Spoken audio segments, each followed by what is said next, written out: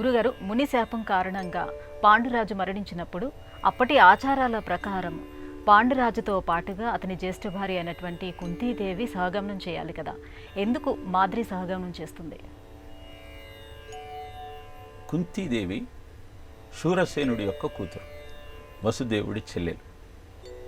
తన మేనమామ అయిన కుంతిభోజుడికి శూరసేనుడు సంతానం లేని కారణాన పెంచుకోమని ఇచ్చేస్తాడు. ఆ కుంతీదేవిని పాండురాజు వివాహం చేసుకుంటాడు. తర్వాత మాద్రిరాజు కూతురైన మాద్రిని కన్యాశుల్కం ఇచ్చి మరి వివాహం చేసుకుంటాడు. ఇద్దరితో అద్భుతమైన గృహస్థ జీవనాన్ని గడుపుతూ హస్తినాపురాన్ని పరిపాలిస్తున్న నేపథ్యంలో ఒకరోజు భార్యలతో వేటకు వెళుతున్న పాండురాజు కిందముడనే ముని మృగరూపంలో భార్యతో ఏకాంతంగా ఉన్న సమయంలో బాణప్రయోగం చేసి ఆ జింకను చంపే ప్రయత్నం చేస్తాడు. అప్పుడు కిందముడు తన నిజస్వరూపాన్ని చూపిస్తూ,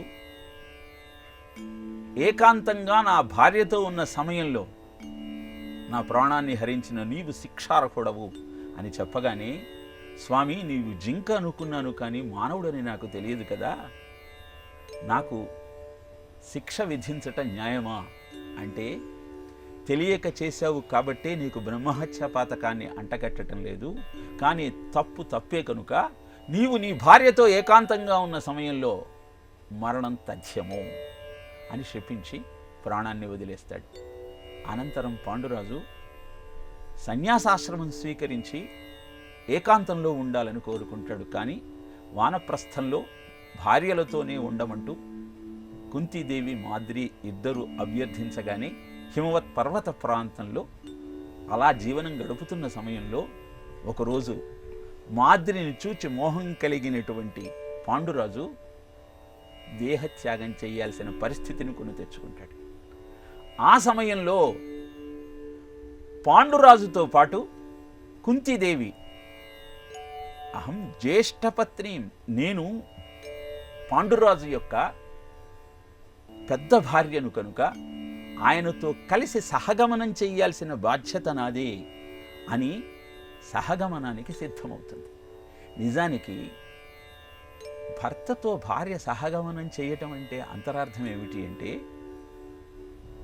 పాతివ్రత్యం కలిగినటువంటి ఆ స్త్రీమూర్తులంతా భర్త దేహ త్యాగం చేయగానే తమ సూక్ష్మ శరీరంతో ఆ భర్తను అనుగమించి ఉన్నత లోకానికి వెళతారు.